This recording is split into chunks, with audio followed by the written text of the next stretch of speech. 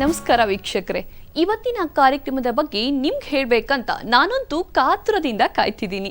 ಬೆಂಗಳೂರಿನಲ್ಲಿರೋ ಈ ಪ್ರದೇಶದಲ್ಲಿ ನಡೀತಿರೋ ಸ್ವಚ್ಛತಾ ಕಾರ್ಯಗಳು ನಿಜಕ್ಕೂ ಹೆಜ್ಜೆ ಹೆಜ್ಜೆಗೂ ಅಚ್ಚರಿ ಮೂಡಿಸುವಂಥದ್ದು.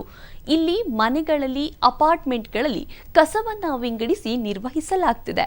ಅಷ್ಟೇ ಅಲ್ಲ, ಲೇನ್ ಕಾಂಪೋಸ್ಟ್ ಅನ್ನ ಸಹ ತಯಾರಿಸಲಾಗ್ತಿದೆ. ಬೈ ದ ವೇ, ನಿಮ್ಗೆ ಪ್ಲಾಗ್ ರನ್ ಅಂದ್ರೆ ಗೊತ್ತಿದ್ಯಾ? ಈ ಪ್ರದೇಶದಲ್ಲಿ ನಾಗರಿಕರಿಗೆ ಗೊತ್ತಿದೆ. ಯಾವುದೀ ಪ್ರದೇಶ ಅಂತಿದ್ದೀರಾ? ಅದೇ HSR ಲೇಔಟ್. ಬನ್ನಿ, ಇವತ್ತಿನ ಕಾರ್ಯಕ್ರಮದಲ್ಲಿ ಸ್ವಚ್ಛ HSR ಲೇಔಟ್ನ ಯಶೋಗಾಥೆಯನ್ನ ನೋಡೋಣ.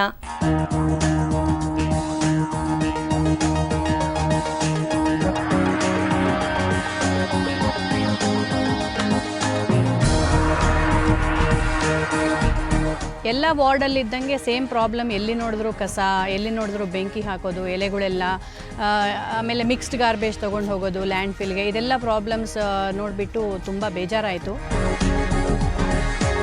ಈಗ ಈ ನಗರದಲ್ಲಿ ಹೆಚ್ಚಿಗೆ ಇರೋ ಸಮಸ್ಯೆ ಮನುಷ್ಯರಿಗಂದರೆ ಕಸದ ಸಮಸ್ಯೆ. ಇಲ್ಲಿ ಜಾಸ್ತಿ ಜನಗಳು ಪ್ಲಾಸ್ಟಿಕ್ ಕಪ್ ಯೂಸ್ ಮಾಡ್ತಾಯಿದ್ರು, ಪೇಪರ್ ಕಪ್ ಯೂಸ್ ಮಾಡ್ತಾಯಿದ್ರು. ಪ್ಲಾಸ್ಟಿಕ್ ಕಪ್ಪಲ್ಲಿ ಚಹಾ ಮತ್ತು ಕಾಫಿ ಎಲ್ಲ ಕುಡಿತಾರೆ. ಏನೋ ಒಂದು ಮಾಡಬೇಕು, ಬದಲಾವಣೆ ತರಬೇಕು ಅಂತ ನನ್ನಲ್ಲಿ ತುಂಬ ಅನಿಸ್ತು.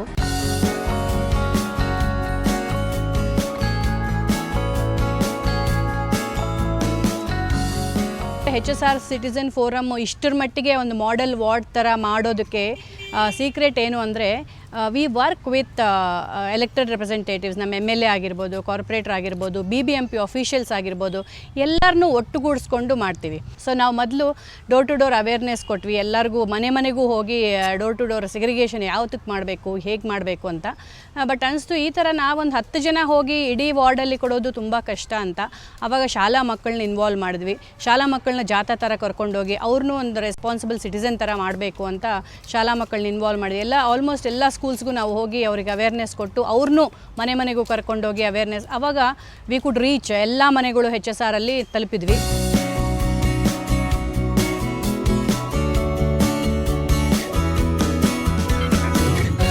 ಎಲ್ಲರಿಗೂ ಸೆಗ್ರಿಗೇಷನ್ ಯಾವ ಥರ ಮಾಡಬೇಕು ಅಂತ ಅರ್ಥ ಆಯಿತು. ನಮ್ಮ ಊರನ್ನ ಸ್ವಚ್ಛವಾಗಿ, ಸುಂದರವಾಗಿ ಇಟ್ಕೋಬೇಕಾದ್ರೆ ಏನ್ ಮಾಡಬೇಕು? ಅದಕ್ಕೆ ಮಾಡಬೇಕಾಗಿರೋದು ಕಸವನ್ನ ಸರಿಯಾಗಿ ನಿರ್ವಹಿಸೋದು. ಮೊದಲನೇ ಹಂತವಾಗಿ ನಮ್ಮ ಮನೆಯ ಮಟ್ಟದಿಂದಲೇ ಕಸವನ್ನ ಸಂಗ್ರಹಿಸಿ ಸರಿಯಾಗಿ ವಿಂಗಡಿಸಿ ಸೂಕ್ತ ರೀತಿಯಲ್ಲಿ ನಿರ್ವಹಿಸಿದ್ರೆ ಕಸ ನಿಜಕ್ಕೂ ಸಮಸ್ಯೆನೇ ಅಲ್ಲ. ಮನೆಗಳಲ್ಲಿ HSR ಲೇಔಟ್ನ ನಿವಾಸಿಗಳು ಕಸವನ್ನ ವಿಂಗಡಿಸಿ ನಿರ್ವಹಿಸ್ತಿರೋ ರೀತಿ ಮಾದರಿ ಅಂತ ಅನ್ಸುತ್ತೆ. ಬನ್ನಿ, ಈ ಬಗ್ಗೆ ತಿಳಿದುಕೊಳ್ಳೋಣ.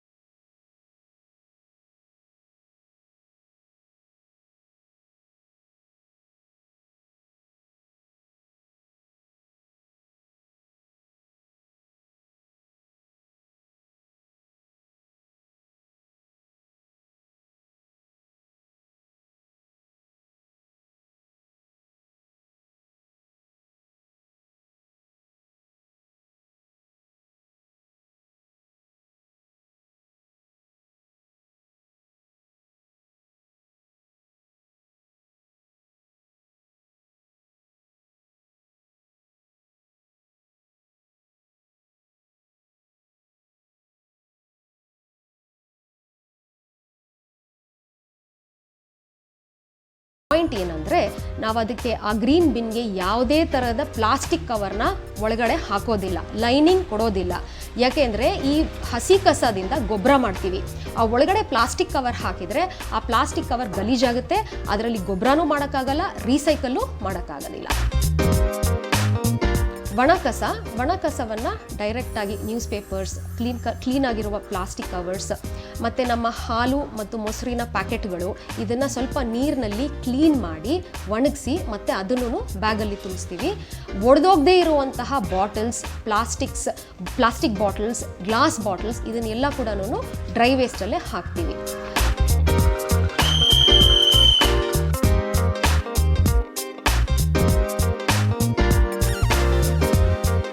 ಹಸಿ ಕಸ ನಾವು ನಮ್ಮ ಮನೆಯಲ್ಲೇ ಬಳಕೆ ಮಾಡ್ಕೋಬೋದು. ಅಂದರೆ ಮನೆಯಲ್ಲಿ ಕಾಂಪೋಸ್ಟಿಂಗ್ ಮಾಡ್ಕೋಬೋದು. ಇದು ವೆರಿ ಸಿಂಪಲ್ ಪ್ರಾಸೆಸ್ಸು. ಅದಕ್ಕೆ ಬೇಕಾಗಿರುವಂಥದ್ದು ಒಂದು ಪ್ಲಾಸ್ಟಿಕ್ ಬಕೆಟು, ತೂತಿರುವಂತಹ ಬಕೆಟು. ಇದನ್ನು ಎರೋಬಿಕ್ ಕಾಂಪೋಸ್ಟಿಂಗ್ ಅಂತೀವಿ. ಅದಕ್ಕೆ ಸ್ವಲ್ಪ ಕೊಕೋಪೀಟ್ ಹಾಕಿ, ನಮ್ಮ ಮನೆಯಲ್ಲಿ ಜನ್ರೇಟ್ ಆಗಿರುವಂತಹ ಹಸಿ ಕಸ ಎಲ್ಲನೂ ಅದಕ್ಕೆ ಹಾಕಿ, ಒಣ ಎಲೆಗಳು ಸ್ವಲ್ಪ ಅದ್ರ ಮೇಲೆ ಹಾಕಿದರೆ ಅದು ಬುಟ್ಟಿ ತುಂಬ್ತಾ ಹೋದ್ಮೇಲೆ 1 ತಿಂಗಳ ನಂತರ ಅದು ಗೊಬ್ಬರ ಆಗುತ್ತೆ. ಮನೆ ಸುತ್ತಮುತ್ತ ಇರುವಂತಹ ಗಿಡಗಳಿಗೆ ಆಗಲಿ, ನಮ್ಮ ಪಾಟ್ಸ್ಗಳಿಗೆ ಆಗಲಿ ಇದು ಗೊಬ್ಬರ ಥರ ನಾವು ಯೂಸ್ ಮಾಡ್ಕೋಬೋದು. ಅದರಿಂದ ನೋಡಿ, ಹಸಿ ಕಸ ಏನೇನು ಜನ್ರೇಟ್ ಮಾಡ್ತೀವೋ ಎಲ್ಲ 100% ಯೂಟಿಲೈಸ್ ಆಗುತ್ತೆ.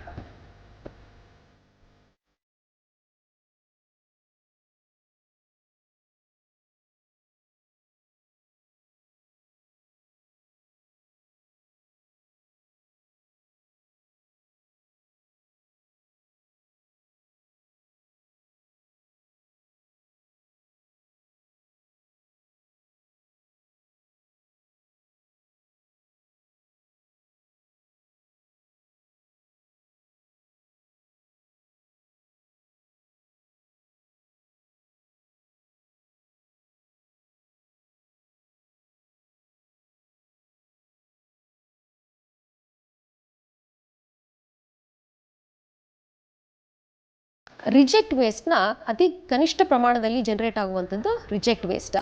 ಇದನ್ನು ಕೆಲವೊಬ್ಬರು ವೆಂಡರ್ಸ್ ತಗೊಂಡು ಹೋಗಿ ಅದನ್ನು ಸೈಂಟಿಫಿಕ್ ಮೆಥಡ್ ಯೂಸ್ ಮಾಡಿ ಅದನ್ನು ಇನ್ಸೆರೇಟ್ ಮಾಡ್ತಾರೆ. ಅದರಿಂದ ಕೂಡ ನಾವು ಯಾವ ಥರ ಕಸನ ಜನ್ರೇಟ್ ಮಾಡ್ತಿಲ್ಲ. ಈ ಸೆಗ್ರಿಗೇಷನ್ ಪ್ರಾಸೆಸ್ಸು ತುಂಬ ಕಷ್ಟ ಅಂತ ಅಂದ್ಕೊಂಡು ತುಂಬ ಜನ ಇದನ್ನು ಸೆಗ್ರಿಗೇಟ್ ಮಾಡಿ ಇವಾಗಲೂ ಮಿಕ್ಸ್ಡ್ ವೇಸ್ಟ್ ಆಗಿ ಒಂದೇ ಬಿನ್ನಲ್ಲಿ ಕೊಡ್ತಾರೆ. ಆ BBMP ಅವರು ಅದನ್ನು ತುಂಬ ಸ್ಟ್ರಿಕ್ಟ್ ಇನ್ಸ್ಟ್ರಕ್ಷನ್ಸ್ ಫಾಲೋ ಮಾಡೋದ್ರಿಂದ ಅವರು ಅದನ್ನು ಪಿಕಪ್ ಮಾಡೋದಿಲ್ಲ.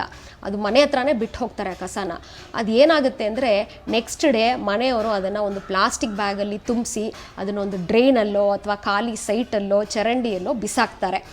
ಇದರಿಂದಾನೇ ಡೆಂಗ್ಯೂ ಮತ್ತು ಕಾಲರಾ ಇಂಥ ಕಾಯಿಲೆಗಳು ಸ್ಪ್ರೆಡ್ ಆಗುತ್ತೆ. ಇದನ್ನು ಅವಾಯ್ಡ್ ಮಾಡಬೇಕಂದ್ರೆ ನಾವು ಫಾಲೋ ಮಾಡಬೇಕಾಗಿರೋದು ಈ 3-ವೇ ಸೆಗ್ರಿಗೇಷನ್ ಪ್ರಾಸೆಸ್.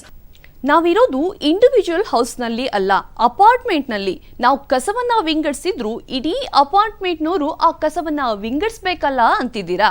HSR ಲೇಔಟ್ನಲ್ಲಿ ಅಪಾರ್ಟ್ಮೆಂಟ್ನಲ್ಲಿ ಕಸವನ್ನ ಗೊಬ್ಬರವನ್ನಾಗಿಸಿ ಹಸಿರಾಗಿಸೋ ಕೆಲಸ ಸದ್ದಿಲ್ಲದೆ ನಡೀತಿದೆ. ಅದ್ರ ಬಗ್ಗೆ ಹೆಚ್ಚಿಗೆ ನಾನು ಹೇಳೋದ್ಕಿಂತ ನೀವೇ ನೋಡಿ.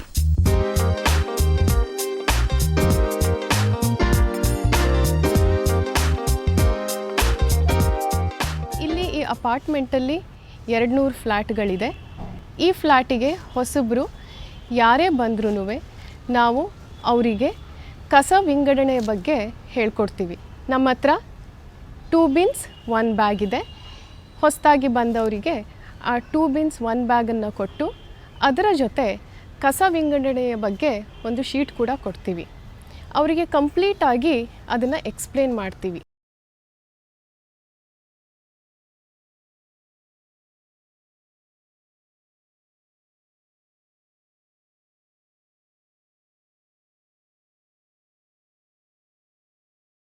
ಇಲ್ಲಿ ನಮ್ಮ ಅಪಾರ್ಟ್ಮೆಂಟಲ್ಲಿ 4 ಥರ ಕಸ ವಿಂಗಡಣೆ ಮಾಡ್ತಾ ಇದ್ದೀವಿ. ಮೊದಲನೇದು ಒಣ ಕಸ, 2ನೇದು ಹಸಿ ಕಸ, 3ನೇದು ಬೇಡಾದ ಕಸ, ಇನ್ನೊಂದು 4ನೇದು ಈ ತ್ಯಾಜ್ಯ ಅಂತ. ಅಡುಗೆ ಮನೆಯಲ್ಲಿ ನಾವು ಏನೇನನ್ನು ಮಾಡ್ತೀವಿ ಅದೆಲ್ಲನೂ ಹಸಿ ಕಸಕ್ಕೆ ಹೋಗುತ್ತೆ. ತೆಂಗಿನಕಾಯಿಯನ್ನು ಚಿಪ್ಪೊಂದು ಬಿಟ್ಟು ಈ ತೆಂಗಿನಕಾಯಿ ಚಿಪ್ಪು ಒಣ ಕಸಕ್ಕೆ ಹೋಗುತ್ತೆ, ಬಾಕಿ ಎಲ್ಲ ಕೂಡ ಹಸಿ ಕಸಕ್ಕೆ ಹೋಗುತ್ತೆ. ನಮ್ಮ ಮೊಟ್ಟೆಯ ಚಿಪ್ಪನ್ನು ಕೂಡ ನಾವು ಕೈಯಲ್ಲಿ ಕ್ರಷ್ ಮಾಡಿಬಿಡ್ತೀವಿ. ಈ ಹಸಿ ಕಸವನ್ನೆಲ್ಲ ಒಗ್ಗೂಡಿಸಿ ಇದನ್ನು ನಾವು ಗೊಬ್ಬರ ಮಾಡ್ತೀವಿ. ನಮ್ಮದೇ ಒಂದು ಕಾಂಪೋಸ್ಟ್ ಪಿಟ್ ಇದೆ, ಇದನ್ನು ನಾವು ಆಗ ಅಂತ ಕರಿತೀವಿ. 200 ಫ್ಲ್ಯಾಟ್ಗಳದ್ದು ಹಸಿ ಕಸ ಎಲ್ಲ ಬಂದು ಇಲ್ಲಿ ಬಂದು ಗೊಬ್ಬರ ಆಗುತ್ತೆ. ಈ ಗೊಬ್ಬರವನ್ನು ನಾವು ನಮ್ಮ ಗಾರ್ಡನಿಗೆ ಯೂಸ್ ಮಾಡ್ತೀವಿ. ಈ ಫ್ಲ್ಯಾಟ್ಗಳಲ್ಲಿ ಪಾಟ್ಸ್ ಇಟ್ಕೊಂಡವರು ಈ ಗೊಬ್ಬರವನ್ನು ತೊಗೊಂಡು ಹೋಗಿ ಅದನ್ನು ಯೂಸ್ ಮಾಡ್ಕೋತಾರೆ. ಅಷ್ಟೇ ಅಲ್ಲದೆ ಹೊರಗಡೆ ಅವರು ಯಾರಾದರೂ ಬಂದು ಗೊಬ್ಬರ ಕೇಳಿದಾಗ ನಾವು ಅದನ್ನು ಅವ್ರಿಗೆ ಕೂಡ ಕೊಡ್ತೀವಿ.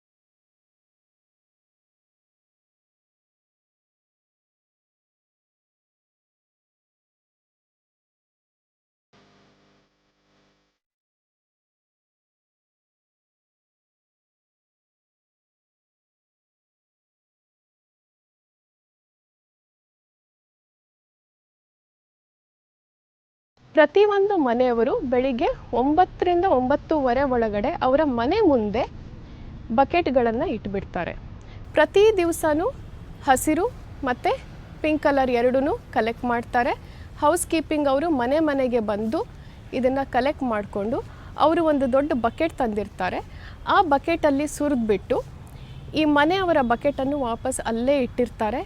ಪ್ರತಿಯೊಂದು ಬಕೆಟಿಗೂ ಮುಚ್ಚಳ ಕೂಡ ಕೊಟ್ಟಿದ್ದೀವಿ. ಹೌಸ್ ಕೀಪಿಂಗ್ ಅವರು ಮುಚ್ಚಳನ ಅದ್ರ ಮೇಲೆ ಇಟ್ಟು ಹೋಗಿರ್ತಾರೆ.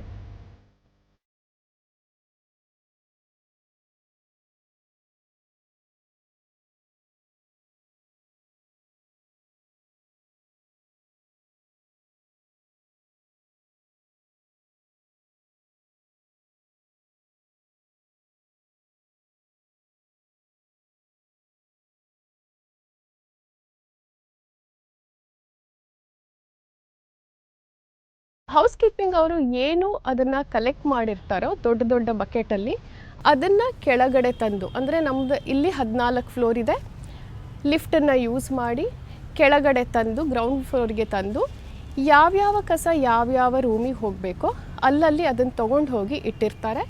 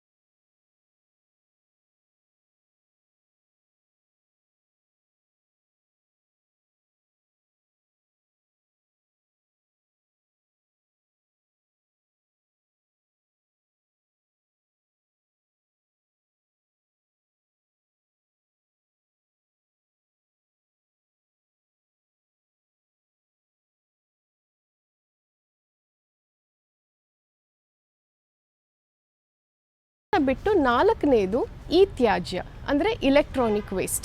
ಈ ಇಲೆಕ್ಟ್ರಾನಿಕ್ ವೇಸ್ಟ್ ಬರೀ ಭಾನುವಾರ ಮಾತ್ರ ಕಲೆಕ್ಟ್ ಆಗುತ್ತೆ. ಇದನ್ನು ಕೂಡ ಎಲ್ಲ ಮನೆಯವರು ಹೊರಗಡೆ ಇಟ್ಟಿರ್ತಾರೆ. ಹೌಸ್ ಕೀಪಿಂಗ್ ಅವರು ಇದನ್ನು ತಂದು ಕೆಳಗಡೆ ಇದಕ್ಕೆ ಒಂದು ಸಪ್ರೇಟಾಗಿ ಒಂದು ರೂಮ್ ಇದೆ, ಅಲ್ಲಿ ಇಟ್ಟಿರ್ತೀವಿ. ಇದು ಯಾವತ್ತು ತುಂಬಿದಾಗ ನಾವು ಲೈಸೆನ್ಸ್ಡ್ ಏಜೆಂಟ್ ಯಾರು ಇರ್ತಾರೆ ಅವರಿಗೆ ಫೋನ್ ಮಾಡಿ ಈ ತ್ಯಾಜ್ಯವನ್ನು ಕೊಡ್ತೀವಿ.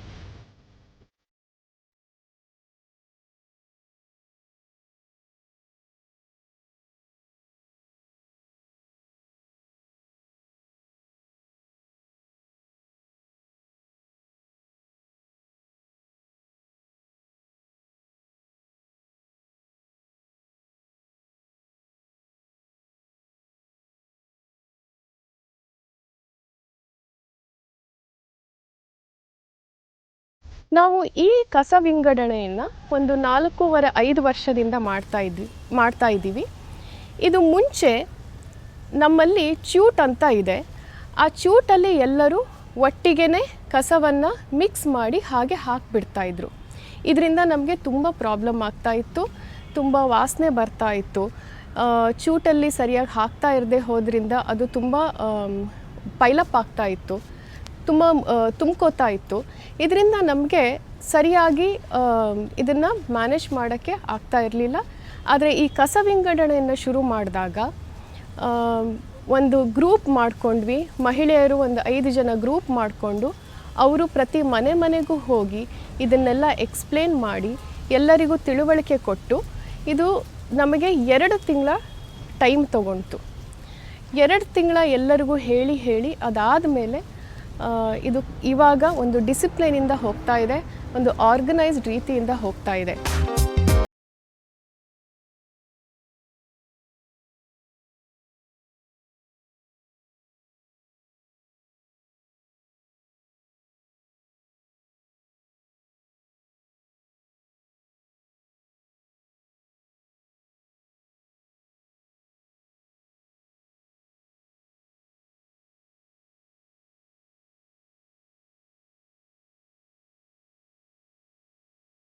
ನಮ್ಮ ಕಸ ನಮ್ಮ ಜವಾಬ್ದಾರಿ.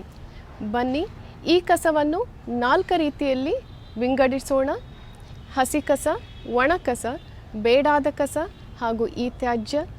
ಎಲ್ಲರೂ ಒಗ್ಗೂಡಿ ಈ ಬೆಂಗಳೂರನ್ನು ಸ್ವಚ್ಛ ಸುಂದರವಾಗಿಸೋಣ.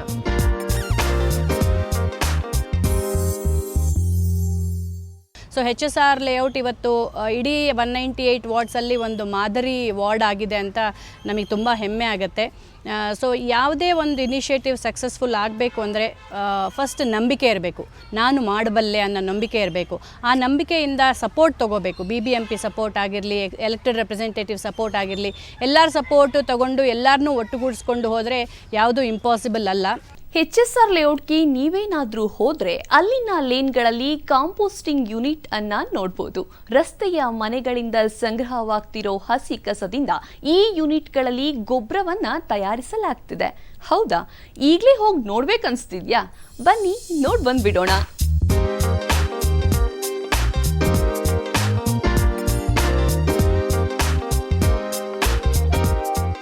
ಲೇನ್ ಕಾಂಪೋಸ್ಟರ್ ಬಗ್ಗೆ ಮಾಹಿತಿ ಕೊಡಲಿಕ್ಕೆ ಇಷ್ಟಪಡ್ತಾ ಇದ್ದೀವಿ.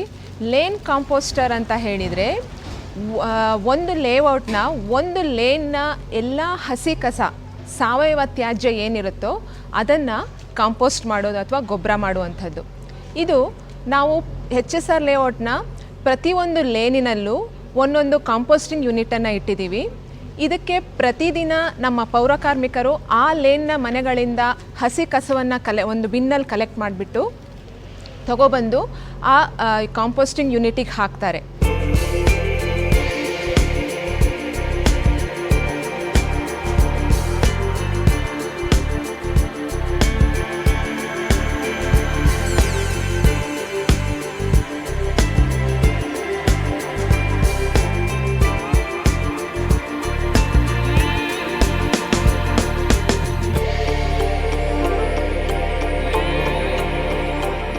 ಪ್ರತಿದಿನ ಹಸಿ ಕಸವನ್ನು ಅದಕ್ಕೆ ಹಾಕಿಬಿಟ್ಟು ಅದ್ರ ಮೇಲೆ ಮೈಕ್ರೋಬಿಯಲ್ ಅಂದರೆ ಸೂಕ್ಷ್ಮಾಣು ಜೀವಿ ಇರುವಂತಹ ಕೋಕೋಪೀಟ್ನ ಅದ್ರ ಮೇಲೆ ಸ್ಪ್ರೆಡ್ ಮಾಡಬೇಕು.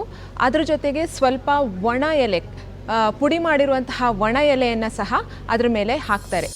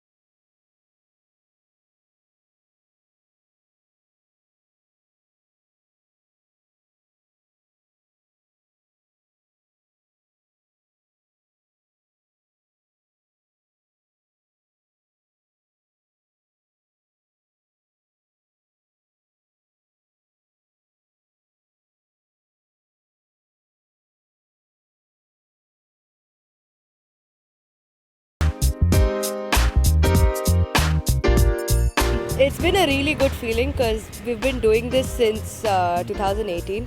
It makes one feel very responsible, and I hope it's successful in bringing the change from within the community.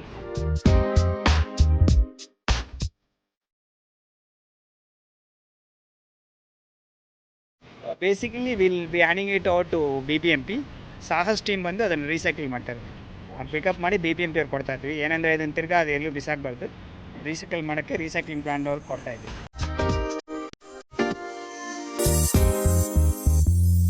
ನೋಡಿದ್ರಲ್ಲ ವೀಕ್ಷಕರೇ, ಇವತ್ತಿನ HSR ಲೇಔಟ್ನ ಯಶೋಗಾಥೆ ಕಾರ್ಯಕ್ರಮವನ್ನ.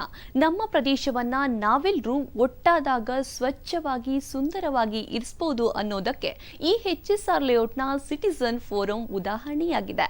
ಅವರ ಕಾರ್ಯಗಳಿಗೆ ಹ್ಯಾಟ್ಸ್ ಆಫ್ ಹೇಳ್ತಾ ಇವತ್ತಿನ ಕಾರ್ಯಕ್ರಮವನ್ನ ಮುಗಿಸ್ತಿದ್ದೀನಿ. ಯಾವಾಗಲೂ ನೋಡ್ತಾ ಇರಿ ಚಂದನ ವಾಹಿನಿ. ನಮಸ್ಕಾರ.